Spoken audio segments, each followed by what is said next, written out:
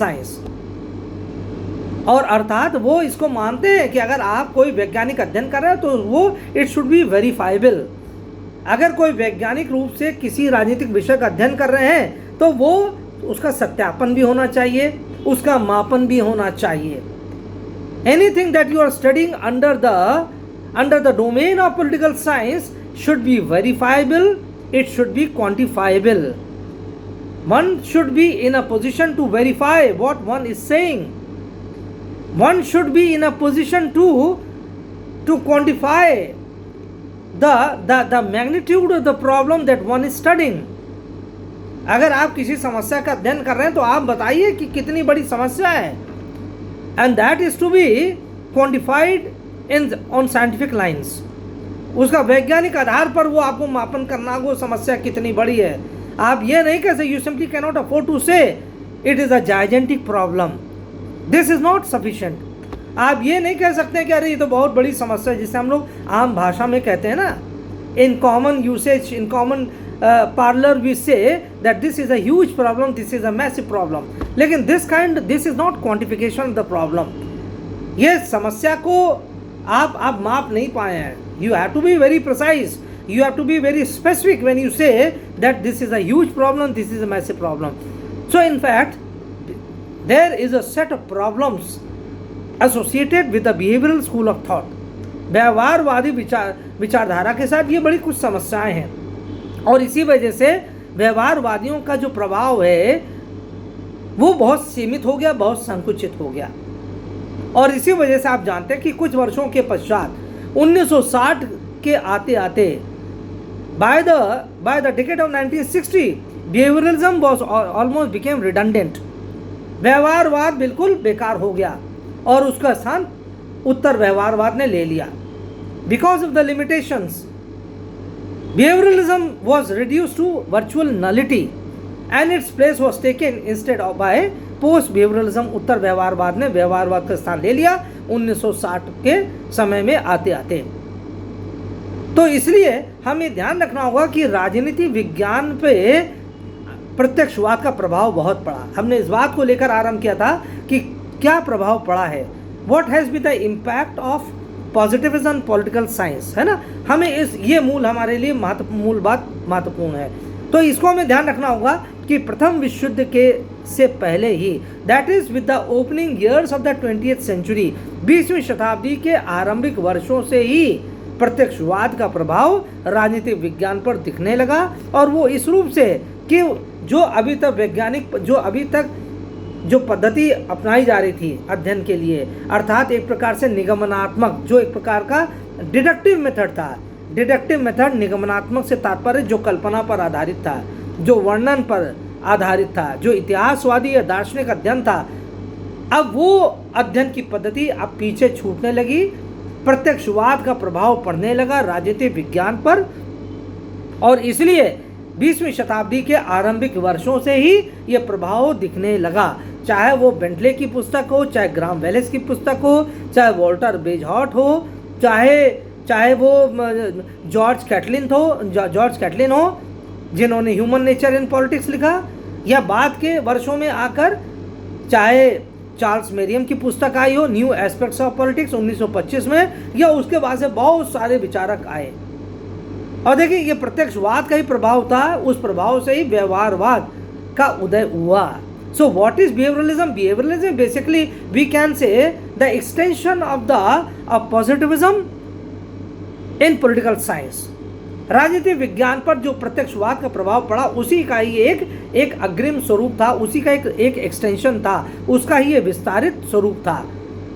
लेकिन ये ऐसा स्वरूप बन गया, प्रत्यक्षवाद इतना आगे बढ़ गया कि जब वो व्यवहारवाद के रूप में सामने आता है, शिकागो संप्रदाय के रूप में, तो उसकी व्यवहारिकता बहुत सीमित हो गई, बहुत कुंठित हो गई। इसलिए behaviourism simply could not go on for a long time, and as I told you just now that it became almost a useless philosophy by the beginning of the 1960s, by the beginning of the decade of the 1960s, है ना। तो इसलिए कुल मिलाकर हमें ये ध्यान रखना होगा कि इम्पैक्ट इसका बहुत ज़्यादा था।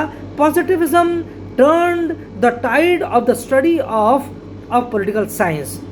It brought about a massive change in the method of the study of political science. प्रत्यक्षवाद ने राजनीतिक विज्ञान के दिशा और दशा, प्रत्यक्षवाद ने राजनीतिक विज्ञान के अध्ययन की दिशा और दशा में महत्वपूर्ण परिवर्तन कर दिया, और वो परिवर्तन था निगमनात्मक से आगमनात्मक पद्धति का।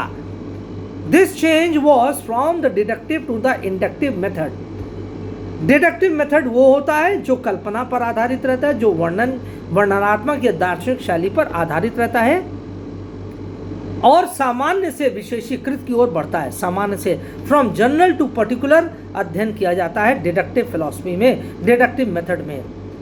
और जबकि इंडक्टिव जो मेथड होता है वो उसमें पर्टिकुलर टू जनरल होता है, पर्टिकुलर टू जनरल अर्थात इंडक्टिव मेथड होता है। आगमनात्मक पद्धति में विशिष्ट से सामान्य की ओर बढ़ते हैं। विशिष्ट से सामान्य की ओर, विशिष्ट क्या है? आपने आंकड़े इकट्ठा कर लिए, तथ्य इकट्ठा कर लिए, और उसी बेसिस पर कोई विचारक, कोई विद्वान अपनी बातों को कहते कहते व्यापकता में आ जाता है, उसका एक सिद्धांत बना लेता है ना। वो ऑब्जर्व करता रहता है, एक्सपेरिमेंट करता है, उसको प्रूव करता है, वेरीफाई करता है, और उसके बाद एक सिद्धांत बन जाता है। जैसे आजकल कोविड-19 की वैक्सीन का काम चल रहा है ना, अभी तो क्लिनिकल ट्रायल्स हुए कई फेजेस में, अब उसके बाद ह्यूमन ट्रायल्स हो रहे हैं, अब third stage of human trials आया है। This is what, this is specific.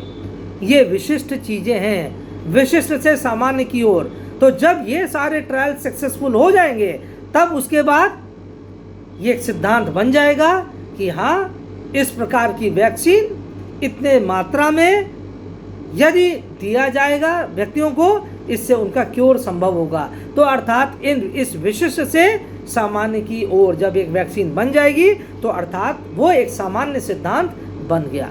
This is inductive method. ये आगमनात्मक पद्धति है, ये वैज्ञानिक पद्धति मानी गई है, और इसी बात को प्रत्यक्षवाद कहता है कि आगमनात्मक पद्धति अपनाइए। यही वैज्ञानिक पद्धति है, यही वैज्ञानिक रीति है, और राजनीतिक विज्ञान को आगमनात्मक पद्धति से, इंडक्टिव मेथड से, इसी वैज्ञानिक पद्धति से अपना अध्ययन करना चाहिए। निगमनात्मक पद्धति को भूल जाइए, डिडक्टिव मेथड को छोड़ दीजिए। कल्पना पर आधारित, वर्णन पर आधारित, दर्शन पर आधारित कोई भी अध्ययन कभी भी सफल नहीं हो सकता है। आप सामान्य से विशिष्ट की ओर जो आप चलने की बात करते हैं, ये जो डिडक्टिव मेथड कहता है, पहले ही से एक समस्या अपने दिमाग में बना लो, हाँ ये समस्या, इसका अध्ययन करेंगे और तब बाद में इसका हल ढूंढेंगे। अर्थात इस प्रकार के अप्रोच को डिडक्टिव मेथड कहा जाता है। तो प्रत्यक्षवाद ने डिडक्टिव मेथड को समाप्त कर दिया, निगमनात्मक पद्धति पर प्रहार किया, उसको समाप्त कर दिया, और उसके स्थान पर प्रत्यक्षवाद ने वैज्ञानिकवाद को आप कह लीजिए कि बढ़ावा दिया। यही प्रत्यक्षवाद है, और इसी प्रत्यक्षवाद से अनुभववाद निकला, इसी अनुभववाद से व्यवहारवाद निकला। लेकिन व्यवहारवाद की अपनी सीमाएं थी, जिसके वजह से वो बहुत दिन तक नहीं चल पाया, और उसका अंततः अंत हो गया। तो बस इतना अब आपको ध्यान रखना है।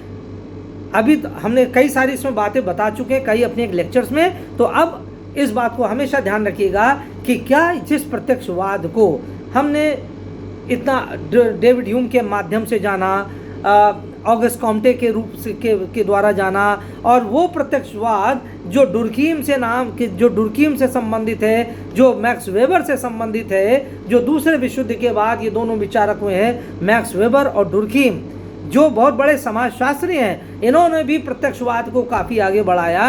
तो ये जितने लोग हैं, इन सारे लोगों ने प्रत्यक्षवाद को इस तरह से अध्ययन किया कि उसका राजनीतिक विज्ञान पर भी बहुत बड़ा प्रभाव पड़ा है ना। तो इस बात को बहुत ध्यान रखिएगा, अच्छे से समझ लीजिएगा, क्योंकि इसमें एक प्रश्न बनता है, डिस्कस द और examine the impact of positivism on the study of political science.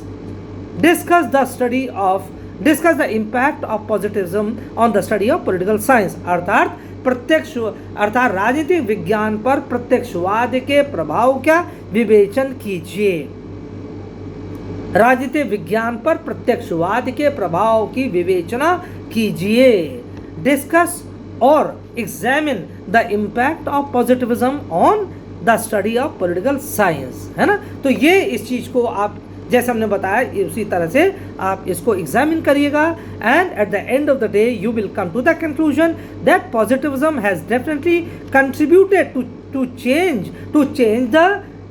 Change the direction of the study of political science. प्रत्यक्षवाद ने निश्चित रूप से राजनीतिक विज्ञान के अध्ययन की दिशा और दशा को बदल दिया, निगमनात्मक से आगमनात्मक कर दिया, from deductive to inductive method ये इसने कर दिया। तो बहुत बड़ा इसका प्रभाव है। लेकिन फिर यहाँ यह भी ध्यान रखना होगा कि व्यवहारवाद जो प्रत्यक्षवाद की शाखा है वो बहुत दिनों तक चल नहीं पाई और उसका अंततः वो समाप्त हो गई, उसका स्थान उत्तर व्यवहारवाद ने ले लिया, है ना। और उत्तर व्यवहारवाद क्या है? उत्तर व्यवहारवाद विज्ञानवाद और अनुभववाद दोनों का सम्मिश्रण है ना। So in fact post behaviouralism reflects the return of behaviouralism to the stage of positivism. अर्थात उत्तर व्यवहार क्या? उत्तर व्यवहारवाद का पुनः प्रत्यक्षवाद की ओर लौटना, क्योंकि व्यवहारवाद विज्ञानवाद के पास इतना चला गया कि वो प्रत्यक्षवाद से दूर हो गया और विज्ञानवाद के बहुत ज़्यादा समीप पहुंच गया, लेकिन वो अतार्किक हो गया। It became redundant, it became illogical.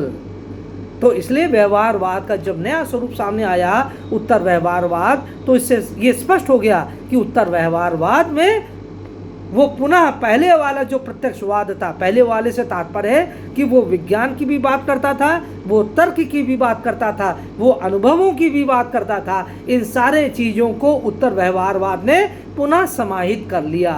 तो post behaviouralism is nearer to positivism than behaviouralism. उत्तर व्यवहारवाद प्रत्यक्षवाद से अधिक मिलता जुलता है, ना कि व्यवहारवाद से, है ना। हम लोग ऐसे भी कहते हैं that post behaviourism is a reform, it marks an improvement over behavioralism। उत्तर व्यवहारवाद को सुधारने का प्रयास किया गया है।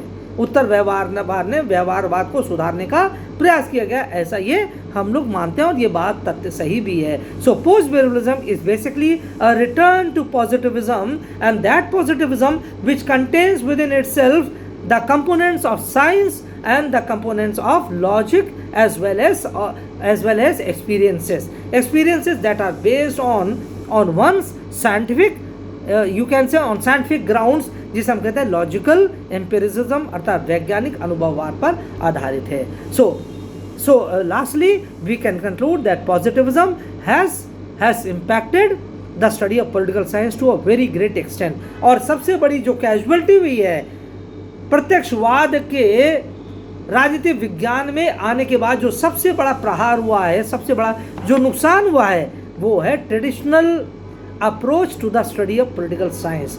जो राजनीतिक विज्ञान का जो परंपरावादी अध्ययन था, वो सबसे बड़ा उसको नुकसान उठाना पड़ा। It has to bear the brunt of the major brunt of attack from the positivism school, from the school of positivism. अर्थात प्रत्यक्षवाद का जो सबसे बड़ा प्रहार हुआ है वो परंपरावादी अध्ययन शैली पर, जिसमें फिलोसफिकल अप्रोच है, हिस्टोरिकल अप्रोच है ना, और जिसमें डिस्क्रिप्टिव अप्रोच है, इन सब पर प्रत्यक्षवाद ने काफ़ी प्रभाव डाला है, उसको काफ़ी ज़्यादा प्रहार उस पर किया है ना। तो इसलिए, और लियो स्ट्रॉस ने खैर इसकी बड़ी आलोचना किया है। लियो स्ट्रॉस एक बहुत बड़ा विद्वान है, एल्फ्रेड कॉबन भी बहुत बड़ा विद्वान है, और इन लोगों ने प्रत्यक्षवाद की बहुत आलोचना किया। उसने कहा ये तो कोई तरीका ही नहीं पढ़ाई करने का। प्रत्यक्षवाद क्या मानव व्यवहार को समझने में पूर्ण रूप से सफल हो पाएगा? ये लोग कहते हैं नहीं। You cannot understand human behavior, you cannot understand human emotions, you cannot understand human intentions on the basis of science or on the basis of scientific logic। आप वैज्ञानिक तर्क के आधार पर, आप वैज्ञानिक पर्यवेक्षण के आधार पर मनुष्य के इरादों को, मनुष्य की प्रवृत्ति का आप अध्ययन नहीं कर सकते हैं। अभी एक समय मनुष्य ये सोच रहा है और अगले पल ही वो कुछ और एकदम से ठीक विपरीत उसका आचरण हो जाएगा। आप क्या कर लेंगे? Ultimately, human beings, they are not machines. Humans are not robots that they will always act in a set pattern. मनुष्य कोई रोबोट नहीं है, कोई मशीन नहीं है, कोई यंत्र नहीं है कि हमेशा वो एक प्रकार से ही वो काम करता रहेगा। वो अभी एक प्रकार से काम कर रहा है, कल के दिन वो दूसरे प्रकार से, या कुछ ही समय बाद वो दूसरे प्रकार से काम करने लगेगा। उसका इरादा कब बदल जाए, वो कब एकदम से विपरीत उसका वो विपरीत दिशा में चला जाए, आप ये नहीं कह सकते हैं। इसलिए लियो स्ट्रॉस और एल्फ्रेड कॉबन ये दो ऐसे महत्वपूर्ण विचारक हैं, और साथ साथ Mulford Sibley, there are host of critics of positivism as well as behaviouralism. इनके बारे में हम और आगे बताएंगे when I am dealing with behaviouralism. अगले टर्न पर हम आपसे बात करेंगे, कुछ व्यवहारवाद के बारे में बात करेंगे। तो जब व्यवहारवाद की आलोचना करेंगे तो इन विचारकों के नाम भी और हम आपको बताएंगे, और इन्होंने क्या क्या कहा इसके बारे में हम बताएंगे। ठीक है, तो आज की बात यही समाप्त करते हैं। और जैसे हमने बार बार कहा कि आप वीडियो लेक्चर्स को मेरे फॉलो करिएगा, और अच्छे से पढ़ाई करिएगा, और नियमित रूप से पढ़ाई करिएगा, और किताब से ज़रूर पढ़िएगा। जो भी आपके पास बुक है उससे आप इन वीडियो लेक्चर्स को सप्लीमेंट करते रहिएगा, है ना। तो इस तरह से आपका ये काम ये बहुत अच्छे से हो जाएगा, and you will be in a very good, you can say in a very good, your preparations will be on a very healthy note, है ना। बहुत अच्छे से आपकी तैयारी होती रहेगी, और जब भी एग्ज़ाम होंगे आप हमेशा अच्छे से आप उस एग्ज़ाम को अच्छे से दे पाएंगे, और इसलिए नियमित रूप से और मेहनत से पढ़ते रहिए। तो आज की बात यहीं समाप्त करते हैं। अगले वीडियो लेक्चर में हम आपसे व्यवहारवाद, उत्तर व्यवहारवाद और अनेक अन्य विषयों पर हम आपसे बात करेंगे। Thank you so much for your patience.